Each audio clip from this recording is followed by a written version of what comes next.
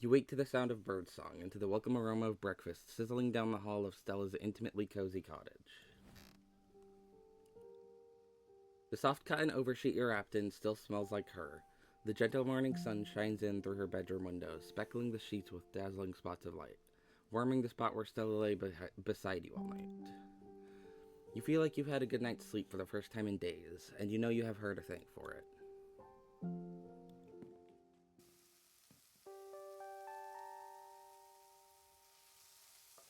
Hi, Gretchen. Well, if it isn't Stella's little overnight guest, so happy that she finally seems to be adding a third member to our little pack of two. Though I hope you know you'll need to make space for little old me in that bed if you intend to spend any more time of your evenings here. We come as a pair, she and I. Lilac, I hope it wasn't too noisy in here. I wanted you to be able to get some more sleep. I know it's early. Still, it can't be too bad to wake up to somebody making pancakes for you, even if it is at the crack of dawn. Give her a kiss. You take a step forward, leaning in close. You can feel Stella's smile broaden as you plant a gentle kiss on her cheek. Aww. Aw, Lilac, you can do better than that. Before you can pull away, she takes her face in her flour-dusted hands, pressing her soft lips to yours. Sweet. I am glad I went with this, romance path.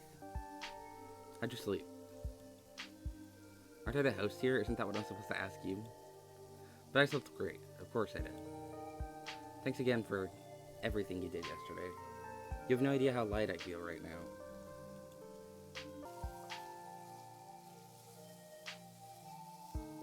Stella's gentle smile spreads into a grin. Why aren't you romantic? If you think my looks are nice, wait till you try my pancakes. These are what will have you coming back for more. And that's the last one. Let's have ourselves a breakfast feast. Stella motions with a pancake-laden plate towards the table. You take a seat. Take a bite of your pancakes.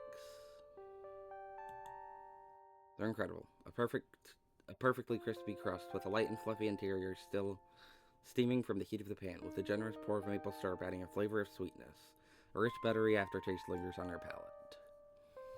A stack of these, made with love by someone who cares about you, is the perfect way to start your day. Should we talk about Reese? I mean, I feel like I should. But also, I feel like Dr. Kelly's not going to be very happy that I told her. Because she did want me to not... I don't know. I do trust her more than Dr. Kelly seems to trust her not to do anything. Like, in trying to let Reese out or something. What if we just take a chill one? No ghouls, no mysteries, just hanging out before I leave in a few days. Yeah, I'm sure nothing bad's gonna happen this chapter. I mean, that would be nice, having a calm day, but I doubt that's what's gonna happen. I want to tell her about Reese. You know, whatever. It's... No choices are the wrong ones. I am going to make this choice. Why? Did something happen? Kind of, yeah. You take a deep breath, then proceed to explain everything. Stella stares down at her pancakes in shock, trying to process what you've just said. Tears well up in Stella's eyes. She tries to blink them away before you can notice. Yeah. Probably is, like, difficult for her to hear all that about one of her closest friends. He's... what? She looked away for a long moment, trying to collect herself. So that means he's all alone right now, locked up in some tiny room? But I guess if he wasn't, then Dr. Kelly would be... I can't believe I was off dealing with all my own pathetic little problems yesterday. If I'd just been there, maybe things could have been okay. Maybe I could have talked him down, or, I don't know, done anything besides moping around while my friend went through the biggest crisis in his life. She takes a sullen bite of pancake. With it, she seems to swallow her momentary distress, her casual demeanor returning as she gives you a weak smile. But it's over. I trust you made the right call in the moment, and for now we have a mystery to solve. Though I will be making a visit to the doc's office soon. I, for one, am glad you locked him away where he belongs. I hope we never see that deranged boy again. I told you, didn't I? I told you he was a monster. Yeah, I guess that does explain why Gretchen didn't like him. She probably sensed something. Whether or not she knew exactly what he was, she sensed something. It's better than letting him kill someone. I bought his time to figure out the best course of action. He's not the kid you grew up anymore with Stella. He's something else now. I don't like that option. He's still the same person. He's going through a lot. I like the top option better. Stella continues staring down at her pancakes, but her shoulders loosen, a forced smile plastered on her face. Oh well, no point in talking about it. We have a lot on our plate today. So many mysteries to solve. What's the plan for today? I've been thinking about that. Seems like everything that's happened so far is connected to your family. I've been itching to explore the Forbidden Wings since I first started hanging out with Tabby. We could. Maybe we can sneak in today and see if it has any clues.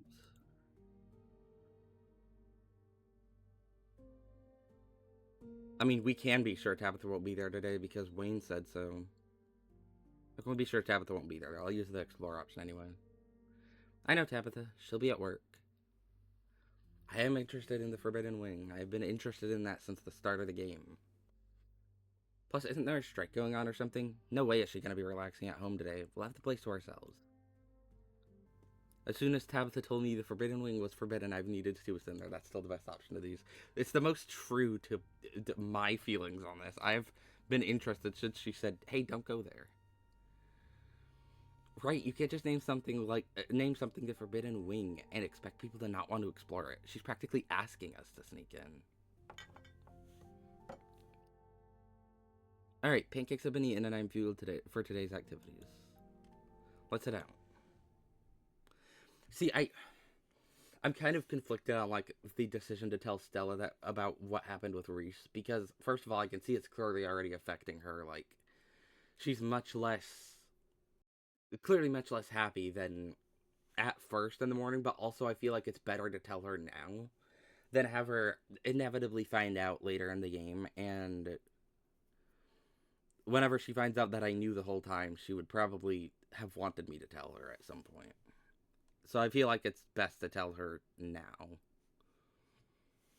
rather than waiting for whenever she does inevitably find out. Presumably, at least. I'm guessing she's gonna find out sometime in the game, surely. Sometime in the next couple chapters. Maybe she would even found out somehow in this chapter if I hadn't told her. Stella stands up, Gretchen hopping down from her chair to stand at Stella's side, and the two of them lead you to the door and out into the chilly morning air. Walk through the town is quiet. It's early, and though you can smell the diner cooking up breakfast for hungry miners and brewing coffee for cops to sip while ignoring the horrors plaguing Scarlet Hollow, Main Street is deserted. You and Stella feel like the only people in the world, watching the sunrise over the abandoned library. The estate looms over the three of you, more unwelcoming than it's ever been, as if the small bit of time you spent away in a warm house, still full of the love that built it, has made the mere thought of the crumbling manor unbearable. Oh dear, I forgot how dreadfully thin the air all the way up here is. Oh yeah, we're gonna get to see Gretchen and Furfur interact. I didn't think of that. However, to Miss Tabitha survive at so great an altitude. Perhaps that's why she's got such a sour disposition. Wow, I can barely remember the last time I made my way up that hill. Perlan didn't exactly make it easy for me to see Tabitha, so we usually just hung out anywhere else we could think of. Your aunt had a tendency to shoot first and ask questions later. She's shot? Wow, I can see why no one in the town liked her. So I figured it was best to not risk winding up at the business end of her shotgun. You only make that mistake once. It's sad to see how much worse it's gotten. That cliff used to be a lot farther away from the house, but it's claimed a lot of ground. The place looks like it could fall any day now. Yeah, I am slightly nervous assuming that's the Forbidden Wing. It's like literally hanging off of the hill. It used to be such a beautiful house.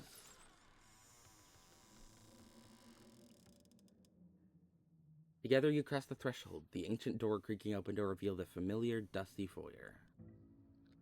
Knowing Tabitha isn't here to keep you in line gives the place a new feeling, like you have complete ownership of the place, and that any secrets it once held are yours to be uncovered.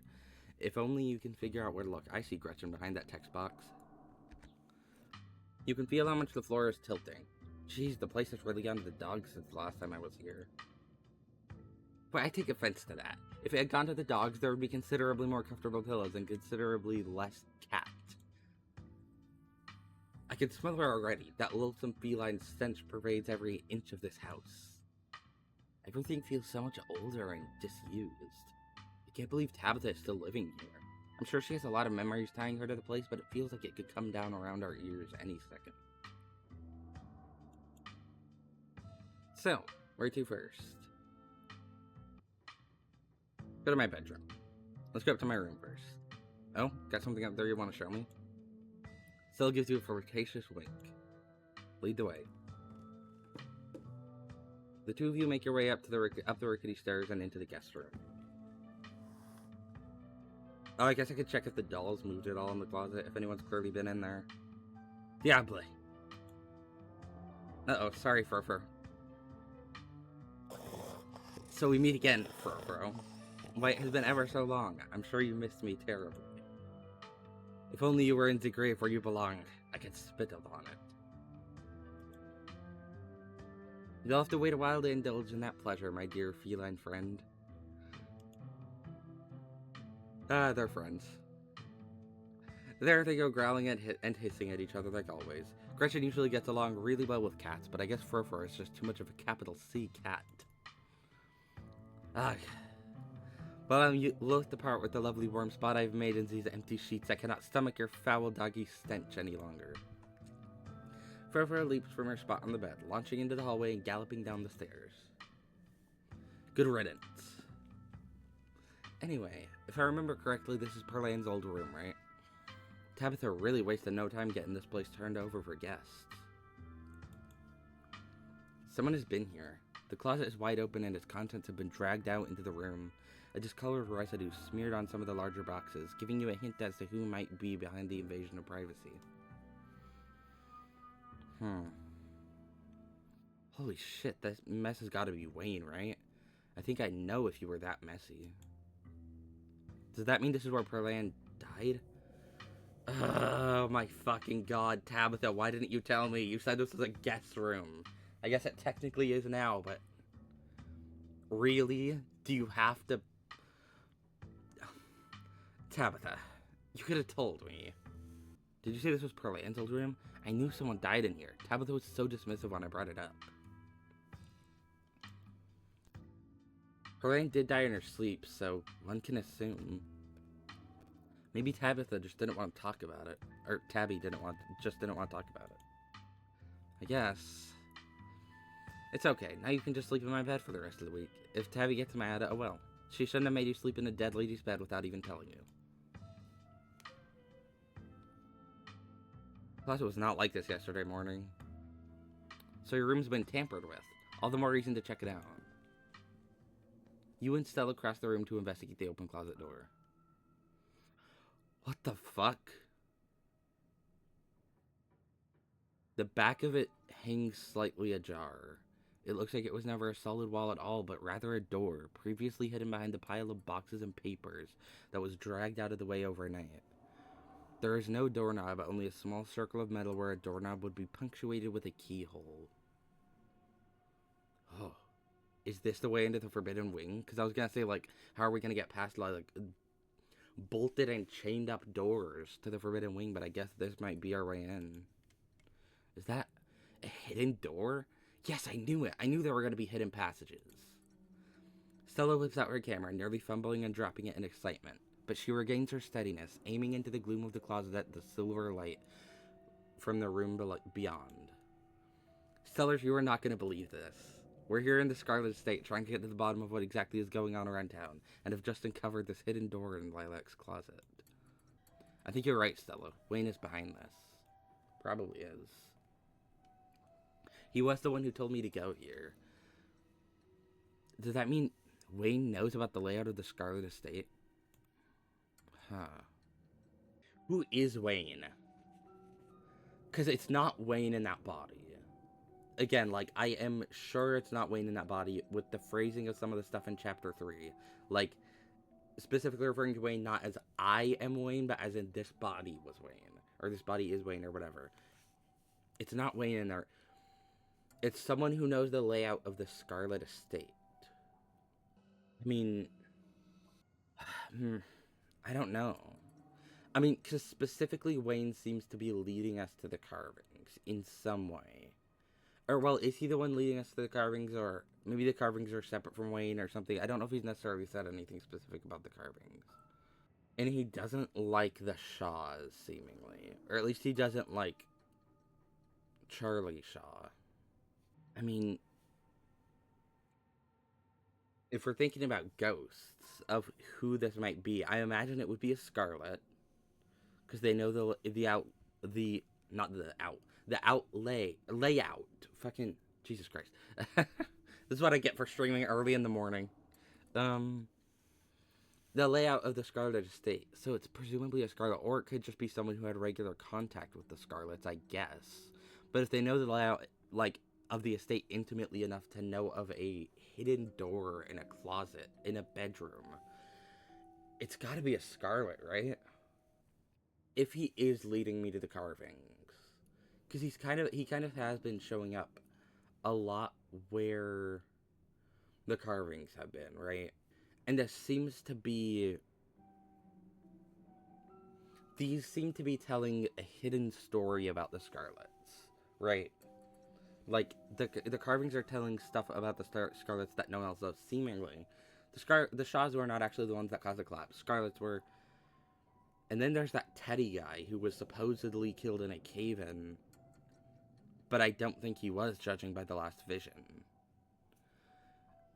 Could this be him inhabiting Wayne's body and wanting to give this story to a Scarlet who hasn't been kind of indoctrinated into the mining business and like kind of like fed propaganda or whatever about the Scarlet family, that oh no, we're the good ones, we didn't cause the cave-in, the awful Shaws are the ones that caused the cave-in, we're good, we are the rightful owners of the mines. Because he seemingly died from something very suspicious. I don't know, maybe that's it could be completely off base, but I don't think it's Wayne in there, so it could be. You know, I'm really starting to wonder what he has to do with all this. I don't like how close he seems to think he is with you, but maybe he knows what's going on. I wonder if he thinks he's close with me because he's also a Scarlet. Don't you think Tabitha's gonna get mad at you for filming in here like the election mat? Maybe. I guess. That's the nature of journalism. I take risks to get information out into the world, whether that's the risk of bodily harm or legal consequences for sneaking into my friend's old house. If we don't find anything, I don't post anything. But if we do find something and it blows your dark, possibly incriminating family secrets wide open, well, I guess that's a problem for future Stella to figure out. Fair enough. We're going in. That's right. You both step forward, Stella filming as she dramatically opens the door, its hinges creaking appropriately.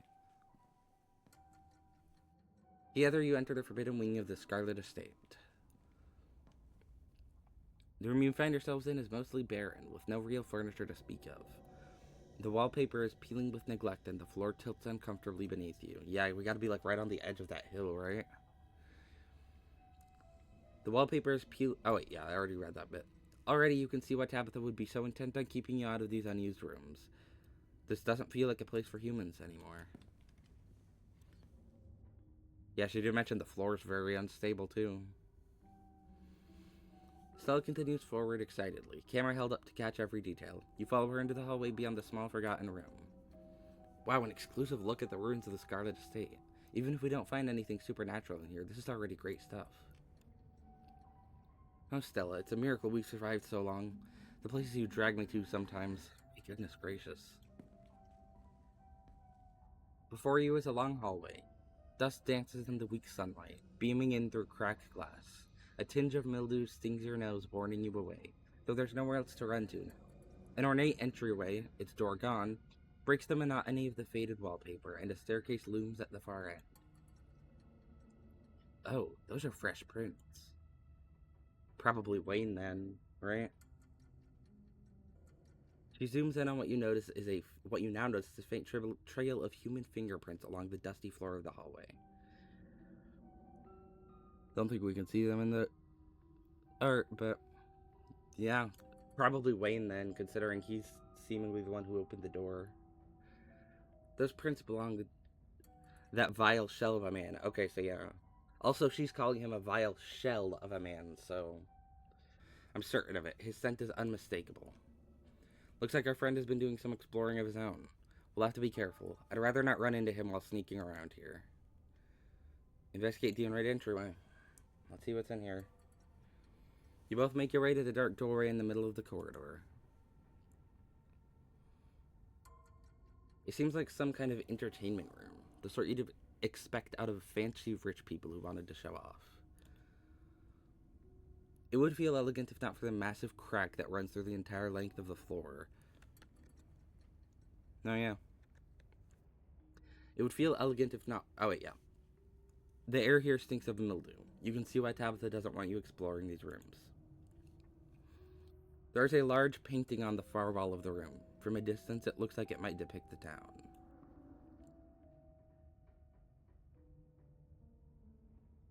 Jeez, it's a miracle any of this is still standing. Tabitha should really think about moving before this half of the house decides to finish falling off the cliff. Hopefully it doesn't finish falling off the cliff while we're inside of it.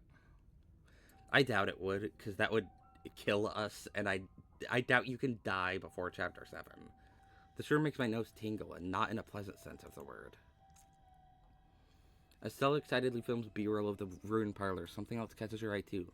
A bookshelf, or rather, what's left of a bookshelf, hanging by a single rusted hinge. Its sagging shelves reveal some sunless space beyond, once hidden, now exposed by the rot of this house. And it seems that Stella has spotted it too, as she turns her camera towards the dark entryway. A hidden room? Oh man, the fans are going to love this. Examine the painting. Investigate the hidden room.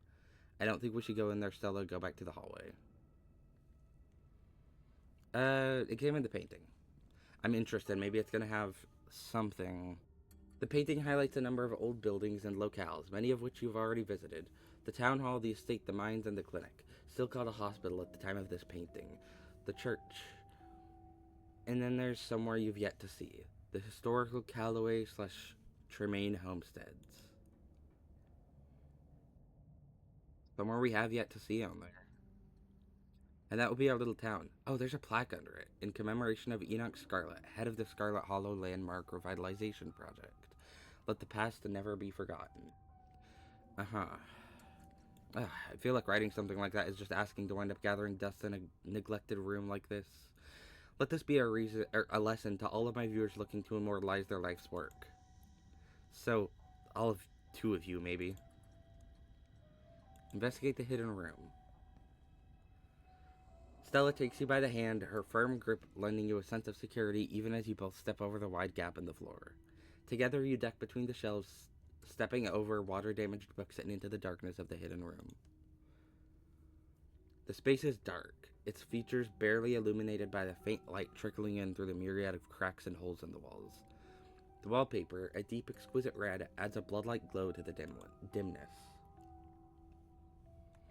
The walls are lined with an ornate display cabinets, some empty, some still presenting their antique treasures. Nestled between the cabinets, a single tall bookshelf remains standing, its occupants dusty but mostly intact. But all of these are ornamental details. Your focus is drawn to an expensive-looking antique desk in the center of the room. This room stinks to high heaven, and it's a lively stink, not like the dead stink of the rest of this awful house. Unless my nose deceives me, I do believe there is some kind of wild animal in here. A possum, if I had to hazard a guess. But if anything tries to lay a single paw on my Stella, they'll have hell to pay, mark my words. Gretchen barks out at the rest of the room, attempting to intimidate whatever it is she smells. Nice. Shush, Gretchen. We wouldn't want anybody to find us here. Who knows? They might try to seal it back up, Amontadillo style. Gretchen quiets down, but that doesn't stop her from thoroughly investigating the space. Well, not surprising there's wild animals living in the abandoned area of the house. This is it, Stellars. The kind of find every urban explorer hopes for. A hidden room locked away in the Scarlet estate, full of weird artifacts and keepsakes no one was ever supposed to find. They weren't counting on a couple of investigative documentarians like us to go looking, but here we are, about to blow your family's sordid past wide open. Investigative documentarians. Is that what YouTubers are? That's what this YouTuber is. I've been thinking of opening with that instead of the YouTube thing. Then I wouldn't have to explain what YouTube is to any old people who ask what I do for a living. Not that the old people around here don't already know all about it and have YouTube accounts just so that they can follow my channel. But you know, hypothetical old people, future old people I might meet. Examine the desk. See if there's any interesting stuff here. You step towards the desk. Maybe there's something worth finding in its drawers. In the top drawer. The top drawer mostly contains old-timey letter writing materials, complete with a fancy dagger-shaped letter opener and a wax stamping kit emblazoned with the initials ES, Enoch Scarlet, presumably. The wax seems lightly gnawed. Underneath, you find a pile of crumbling financial documents, scrawled in neat cursive in every spot that needed a signature as the name Enoch Scarlet. Yep. This must be his desk, meaning this also must be his study. Huh. Teddy. And hidden among the documents, you find an ancient photograph. A stern, blond man stares up at you from the detritus at the bottom of the drawer. A face you're surprised to find you recognize. Probably from the visions. Yeah, it's the man from your vision, the one in the hospital bed. Hey, I've seen that before. That's the picture of Theodore they put in the local history books. That's your great-great-uncle or something. The one who died in the collapse. Died in the collapse, quote-unquote. From that last vision, I'm starting to doubt he actually died in a collapse. Presumably Enoch had something to do with it. Considering he was the one who made the report on the body and was like, no, sadly they couldn't recover his body. So, yeah. Tell Stella about your vision. I had a vision about him yesterday. No way. He didn't die in the collapse. Enoch just said he did. But I saw him promising Teddy that which was going to solve their problems. Stella focuses the camera on you as you explain the vision you saw yesterday. She's clearly shocked by this revelation, drinking in every word, eyes growing wide. What's that about a witch? I would have figured Enoch was some straight-laced religious dude. Definitely seems like there are a lot of layers to this mystery we have yet to uncover. Close the drawer. You close the drawer. Open the bottom drawer, let's see. Bottom drawer offers some resistance as you try to pull it out. It seems that it was locked, though the bit of metal attempting to hold it shut seems to have rusted to the point of uselessness years ago. It gives in with a sharp tug, rotting wood splintering softly somewhere within the century-old desk. Oh, possums. Two opossums stare up at you from within a nest of old glass vials, those beady eyes blinking with surprise. Huh. Glass vials. How did they get into a locked drawer? They wouldn't have been able to shut. I guess maybe they ate their way in through the back of the desk or something.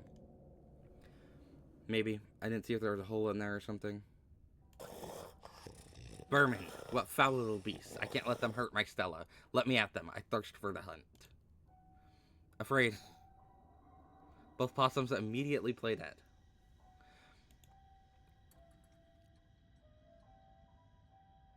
Please, Gretchen, calm down. I'm not letting you go after a couple poor little possums. You don't even have teeth. This isn't a fight you're gonna win. Opossums. Rather. Stella reaches out a foot, holding the squirming Gretchen close to her chest, and slides the drawer shut. I was interested in the glass bottles. They seem to have messages in them. The opossums are safely stored away where the bloodthirsty, toothless pug can't try to wrap her gums around their little throats.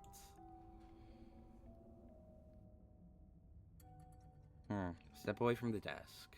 There's still the hidden room to investigate.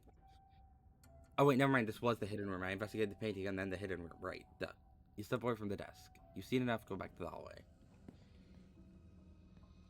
Let's see where there's footprints. Footprints lead.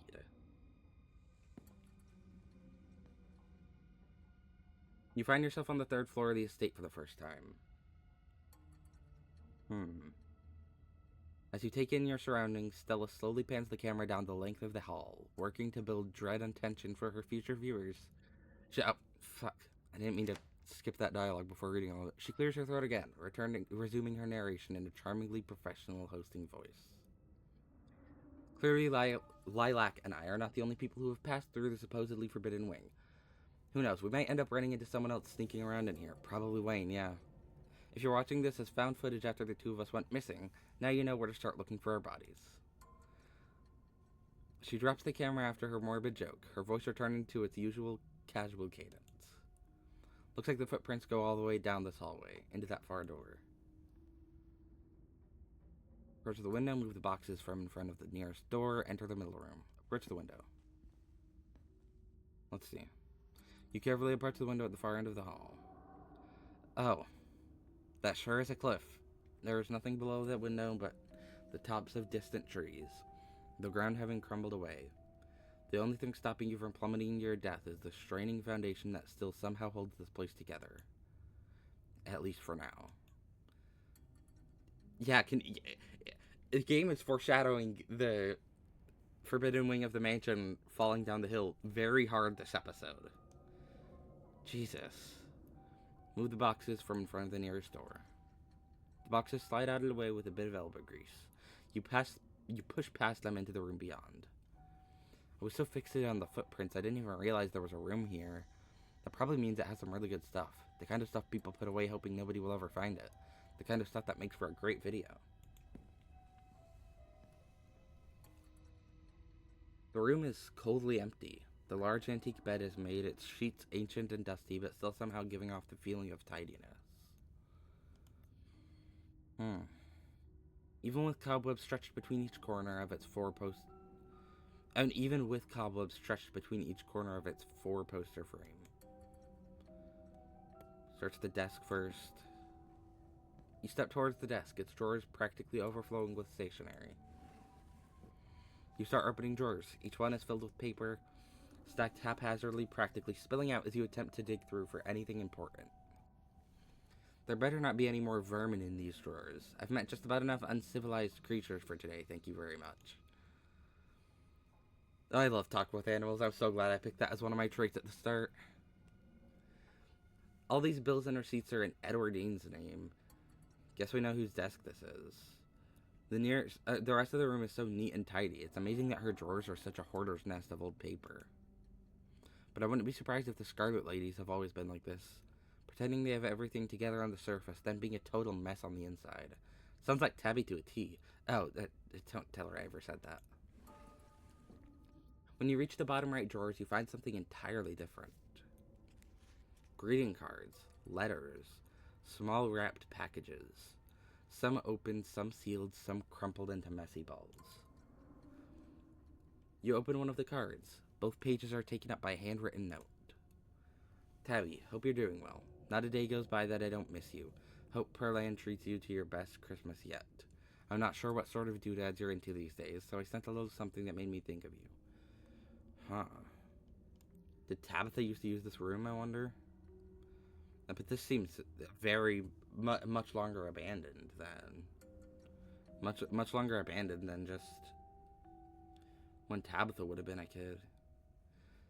I'm sure they were the best shells of the bunch. Not sure how many, or how rare any of them are, but they're awful pretty, and they've still got that beach smell. And make sure you put your ear up to them, too. It doesn't compare to the real thing, but it comes close enough.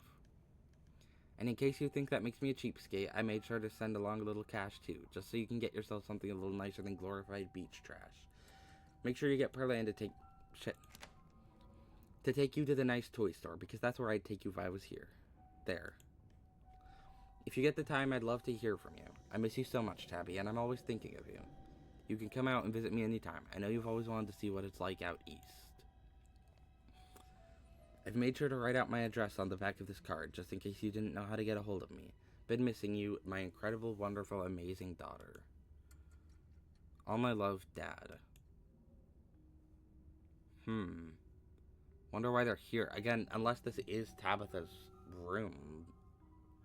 But again, from when she was a kid, like, this feels like it's been abandoned longer than that. Stella lowers the camera, averting its gaze from the deeply personal letters. Tabby said her dad never tried to get in touch, that he just abandoned her. Was her mom hiding these letters, I wonder, then? She hid them in here? You pull out another from closer to the top of the pile. Happy birthday, Tabby. It's me again, your old dad. So, the big 2-0. I can't believe my daughter is such an adult.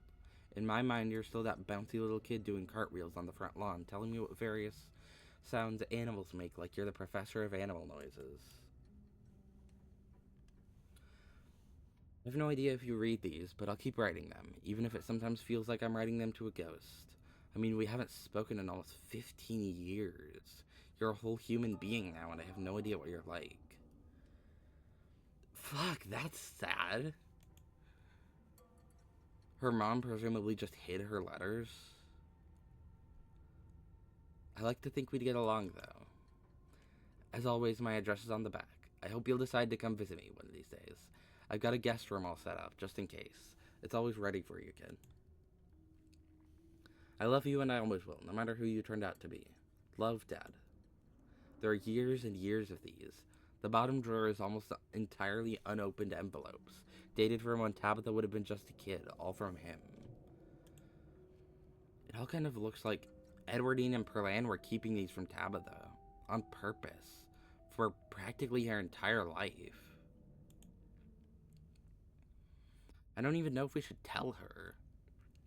I mean, there could have been a good reason, right? Like, maybe he was awful and telling her would just be painful and dredge up bad memories. But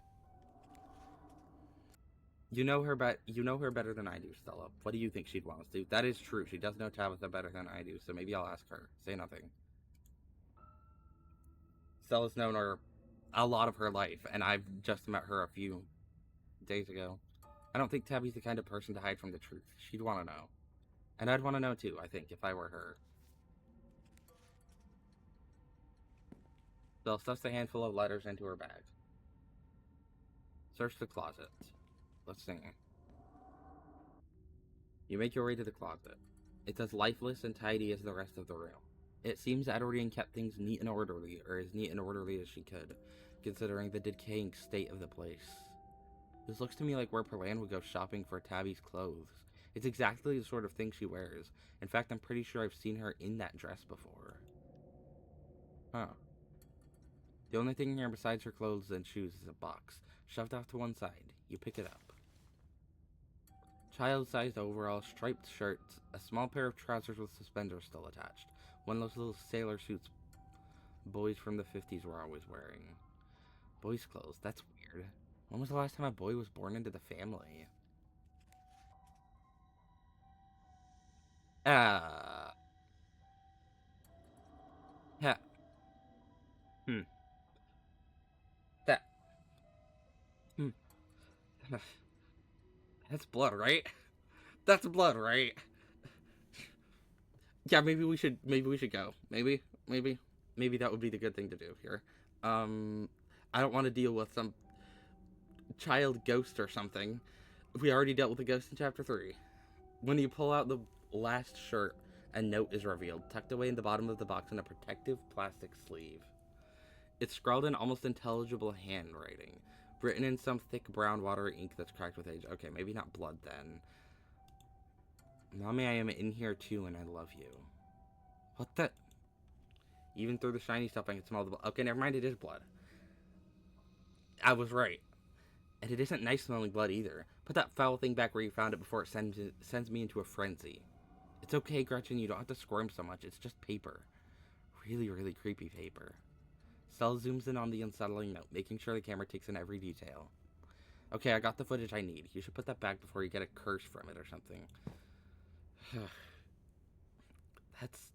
Yeah, okay. You drop the note back into the box again, again covering it with the clothes.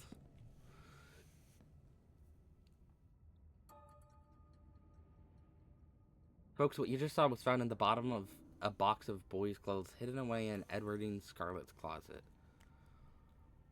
Huh. Yet the only children she supposedly ever had were two girls. This mystery is getting so thick it's gone from gumbo to gravy. But, I'm trying to figure out who this... It's not whoever's possessing Wayne, right? I mean, he invited us into the Forbidden Wing. He knows the layout of the Scarlet estate. I was thinking it's Teddy before, but it could be him. I found records yesterday, and actually, Edwardine had a stillborn boy, middle name Charles. Are we sure he was stillborn? I don't know.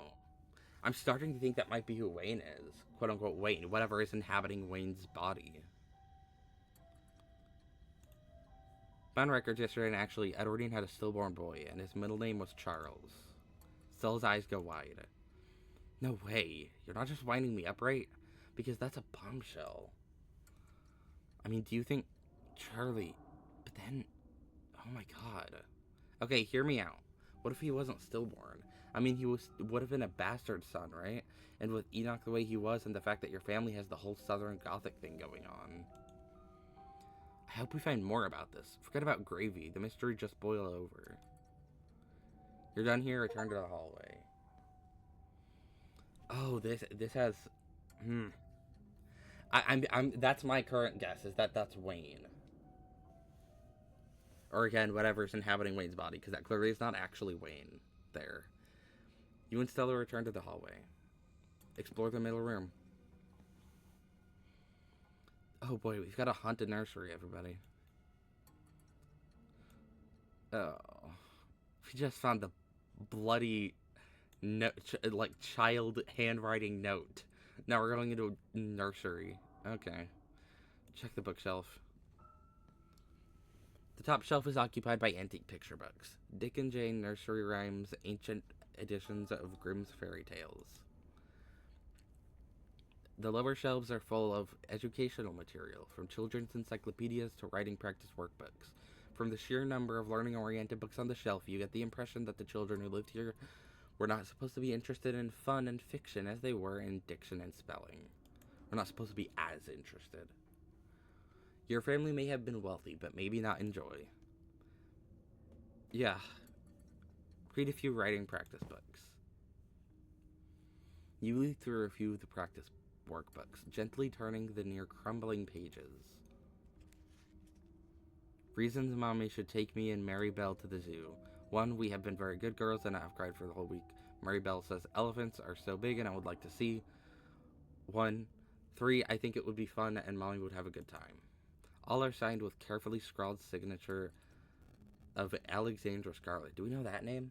I don't think so. You flip through the rest of the book, your eyes unfocused as the many practice sentences and letter copying pages flash by. But something near the back of the book gives you pause. Oh, it's not written in blood, is it? No. Okay, maybe not. In a section that starts with the prompt, today Alexandra continues with, talked to the boy in the wall. Oh, yay. Yay. I love haunted shit. Yay. Yep. The boy in the wall. Are you kidding me? People are gonna think I planted this or something. It's just too creepy. It's just too creepy. Yeah. Hold on a minute. The little boy's clothes, the note, the fact that Edwardine had a bastard son at some point. Now a boy in the wall. Okay. This is all starting to add up. Could be a ghost situation, or there's a secret room, and that was where he was. You're done here. Return to the hall. Hey, hold on. This encyclopedia has something sticking out of it. Daddy plays with me and Mary Bell. If my family goes to the zoo. If Mommy and Grandpa took us to work. If me and Mary Bell and Mommy and Daddy and Grandpa have a picnic. Uh-huh. All are signed with the carefully scrawled signature of Alexandra Scarlet. There's a strange, fantastical element to these pictures. Everyone is smiling and sitting together as any family would in a child's drawing, and yet it feels like these are drawn in the same helpful way a child would draw a unicorn. Expressions of some reality that Alexandra could only dream of. There are less joyful illustrations as well. Daddy napping shows their father sleeping in a chair, a bottle of brown liquid conspicuously drawn on the table next to him. The girls hovering in the doorway some distance away. Yeah, okay, that tracks with what we've learned. Mommy going to work shows the girls crying in the upstairs window of a house as their mother walks away, an angry frown scrawled on her face. Wow, these are awful. The viewers are going to eat this up. You get the feeling these are more accurate depictions of the girls' lives. The boy in the wall. The last picture you pull out gives you pause. There's a new figure here, seemingly drawn behind a barrier. The two girls sit on the other side, smiles on their cartoon faces. Uh-huh. The boy in the wall. There he is again. I'm assuming at this point he was definitely real. I wonder what he looked like, if they ever actually saw him. Stella makes sure to linger on the image, getting plenty of B-roll of the scribbled lines. You're done here, return to the hall. Notice that the wall, that could have just been the particular color that was used, but if I'm wanting to connect this somewhat, the wall was scribbled in something that looked, I don't think it was blood there. I think it was just like crayon or something, but it's specifically in a color that looks like the blood on the paper that was written in the room. And that could just be coincidence with whatever color they chose to have that done in. But it's just something I noticed. You and Stella make your way back to the hallway. Follow the trail into the farthest room. You continue following the trail of footprints, approaching the farthest room down the hall. The door was clearly meant to be hidden, but it's been left open. Oh, perhaps where he lived? Where in the world have you taken me? This place is pure evil. Yeah, I'm hearing the breathing. It's okay, Gretchen. It's just a big empty room. There's nothing to be scared of. Wayne, are you in here? Is this where Wayne went? That's my guess still, is that Wayne is the boy in the wall. Whether or not he's alive, actually, I don't know. It pains you to stand in this space. Emotions hang over you, strong, oppressive, and overwhelming thoughts that threaten to fill your lungs. You don't feel death here. You feel something worse. A deeper loss. One that's left a wound that has refused to scar. Oh, the soundtrack here is good. You can't help but fixate on the carpet in the center of the room. The corner is crumpled as if it had been recently moved. Presumably by Wayne. There's a hatch under that, I'm guessing. Or a summoning circle of some sort, judging by the white edge of a circle. Move the carpet, I guess. You pull the carpet up, exposing the bare floor and revealing what lies underneath. Yeah, a summoning circle, okay. One would guess, at least. Maybe this is a circle drawn for something else. That isn't summoning something specifically, but it's something. An ornate string of sigils. Unless the witch isn't necessarily Sybil, but the witch was one of the Scarlet. These look very spell-like in nature. And ornate rings of... No, because... I guess it was Charlie Shaw the vision was from. Because I'm going to say, if the witch was a Scarlet, then the Scarlets probably would have known the witch. But I guess if the vision in Chapter 3 was from the viewpoint of Charlie Shaw, then he's not a Scarlet, so maybe... I don't know. An ornate ring of sigils has been carved onto the floor, 5 along the edges, with a 6th in the center. The circle emits a now uncomfortably familiar feeling. Same as the carving, I'm guessing? You can feel your gaze forced to crawl over every intricate detail of the carving in front of you. Is this some kind of magic circle in the Scarlet Estate? Oh wait, no. The witch wasn't a Scarlet. The witch is Sybil. And the Scarlet... remember, she told Enoch...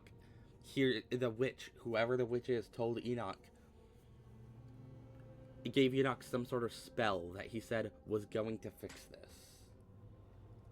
was going to fix something. This is presumably that spell. Clearly Enoch was pretty serious about the whole occult thing. This is about as occult as you can get. But you're far too drawn into a trance to respond to Stella, or to even pay much mind to what she's saying. Your gaze crawls across the intricate details unbidden. The serpents wrapped around the staff give you flashes of the room beyond the morgue, and the darkness that wept through the house once it had been uncovered. The fist and chain makes you feel like you're back in the claustrophobic confines of the mind, surrounded by the angry hammering of its memories. The horns have the same nightmarish, dreamy feeling of the world constructed by the furious ghost of Charles Shaw Jr. Oh, weird. So, if I were to make some kind of a prediction here, horns, I guess that could look like lettering of some kind. I don't know. Where's the arms chained together for the one in the mines? I don't know. These symbols are hard to make out. If I were to make a prediction here, these are the different carvings, or at least representative of the different carvings. There's the horns from the library, snake wrapped around the staff for the morgue, the arms chained together. I think that one would be for the mines. It's kind of hard to see with the blanket and the shade partially obscuring it, but if I were to guess, then these inside symbols would be somewhat representative of where they are. No, I guess because these all look like lettering of some sort, so I guess these are just all the different carvings. So there's going to be 6 carvings, which would make sense because chapter 1 didn't have a carving, and all of these other all the rest of the chapters are presumably each going to have one each. Ending with the one in the center, the star. The others are new to you. The feelings they emit are less intense, giving only vague impressions of what they might be tied to. Golden Fields. I mean, the Golden Fields would be the church, right? There's got to be one in the church. I mean, I'm guessing, because there seemed to be like a wheat field of some sort, or like at least a field where the alpacas were kept. And I feel like we're going to have to go to the church at some point anyways, because, yeah. The church seems to have a dredging problem in the basement of some sort. The mewling of fresh souls, just slithering out from the womb and desperate to be fed. Another that rings like bells in your mind, calling you not towards it but away from it, pushing you from its threshold and into the darkness. But then the central symbol is strongest of all. It echoes out across the room, a vast ego proclaiming its dominance. You okay? Oh no, did the circle do something to you? Talk to me loud. Snap out of it. I guess the mystical one. Hey, come on, stay with me. Let's get you out of this room. She flashes you a confident smile, her eyes shining as they meet yours. Her faith in you is unwavering. Stella crosses the room, training the camera on the door on the far side. Like the way you entered it, it too has been left ajar, as if inviting you to explore what might be behind it. Gotta find another carving, probably. The doors to this room seem like they would be almost totally invisible if they hadn't been left open. There aren't handles or anything, just keyholes. So it's gotta be a hidden passage. Amazing, your family really pulled out all the stops when it comes to creepy stuff. Follow Stella. You exit into a short hallway. There are stairs here leading back down to the lower floors, but there is also another door. It's hanging ajar, the many locks and deadbolts along its edge glimmering in the weak morning light. The door frame itself is gouged and splintered, evidence that some desperate creature tried to save itself from the room beyond, time and time again. The boy in the wall, maybe. Unless it's just an animal that got stuck in there. But that's what I would be guessing is... That's what would make sense, right? Holy shit. My goodness gracious, I simply won't step another foot further. As much as I feel like I should always be at my dearest Stella's side, this is one place I dare not go. It's simply too dreadful. Gretchen's whining reaches a fever pitch. She's okay, I get it. The story room is too scary for a little dog like you. You don't have to go in. Just don't go running off anywhere. See how the edge of the door is all messed up? Looks to me like something didn't want to be put back in there. Oh, I'm nervous to leave Gretchen alone with all the drudglings around and stuff. But I guess it's just one room. It can't hurt too much. Before you can stop her, Stella steps into the little room, her camera drinking in every detail. Oh my god. You step forward to join her, Gretchen remaining rooted to the floor outside. Oh, that's the same doll that was in my closet, is it not? At least very similar.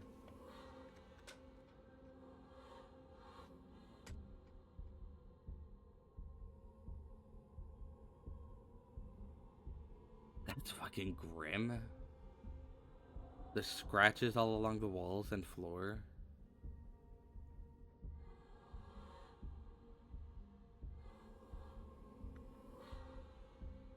This was a prison cell. Everything about this place reeks of neglected humanity. The walls are covered in scratches, legible words mixed in with the nonsense of desperate clawing. The one window set high in the far wall is fitted with a thick pane of glass, as if the iron bars just beyond it wouldn't be able to be enough to hold the imprisoned. You can't help but notice that the doll from your closet sits watching you from the bed. One eyelid drooping. It adds an extra layer of menace to the already deeply unsettling room. Yeah, so that is the doll from my closet. I was right. Okay. Look at all these scratches in the walls. Did a person do all this? I can't imagine how much it would have hurt. It stinks too, like nothing I've smelled before. I've been in sewer drains that smelled better. Tabby. What happened here, Lilac? What the hell happened here? The pain radiating from these walls howls through your mind. Whatever lived here lived in constant torment.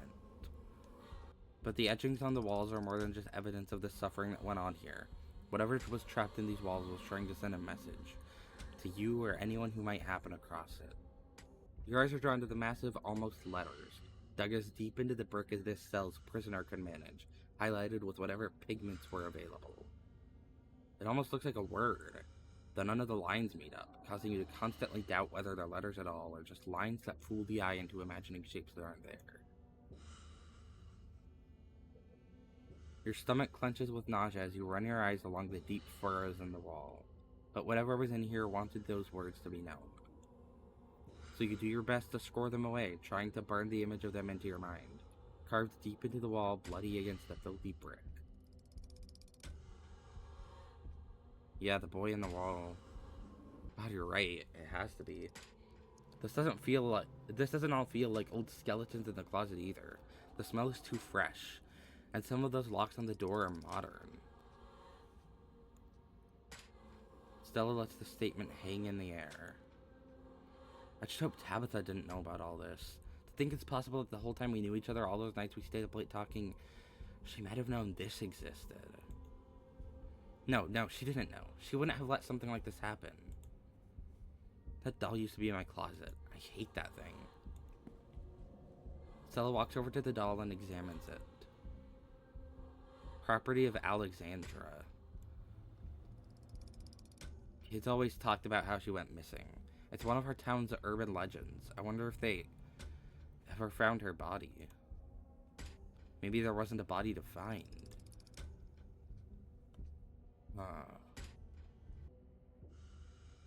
Jesus Christ. Yeah, that's all I have to say right now, really. It's like, holy shit, wow.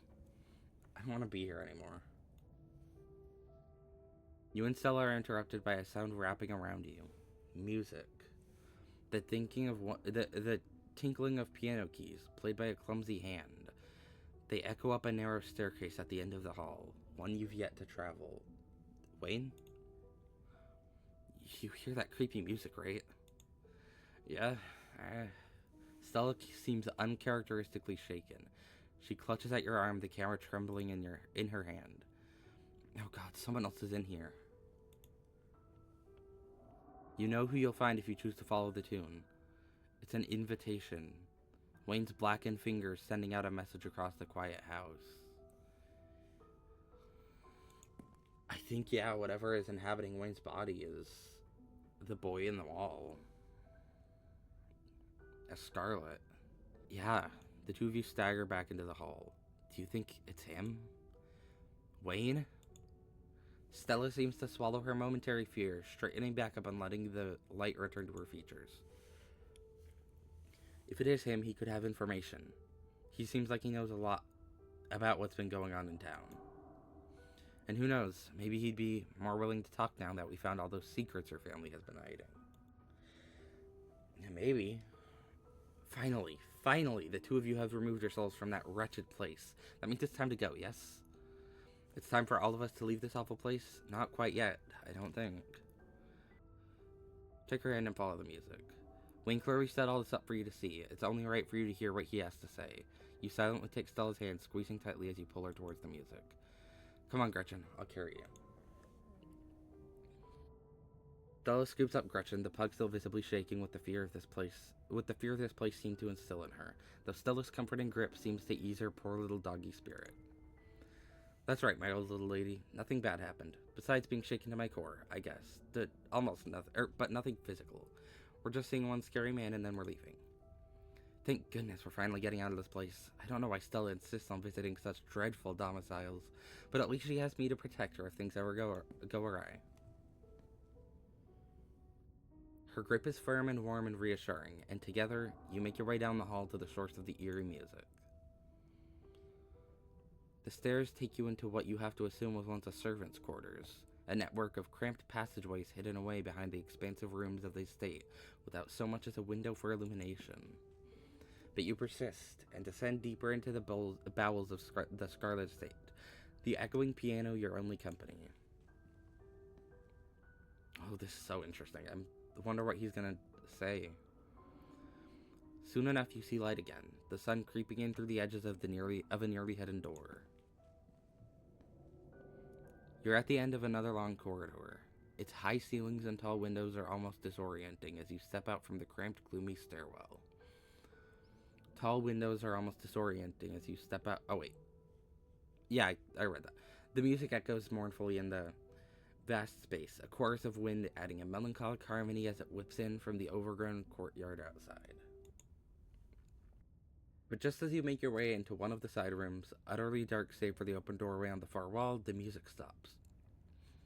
There's no warning, no gentle fade or dramatic slamming of keys. When you make your way to the music room, Wayne is already standing, his eyes glimmering in the darkness behind his stained veil. I'd hoped you'd come alone. Well, I wasn't going to leave her to make her way out of the forbidden wing alone, so... Well, you better get used to me being around, because your days of harassing Lilac are over. From now on, you'll have to harass the both of us. That's alright. You can enjoy your slattern. You and I are already bound by our fates. You need to come to understand that, if you expect to help anyone, yourself included. You're running out of time. Alright. He slips away into the shadows. You need to come to understand.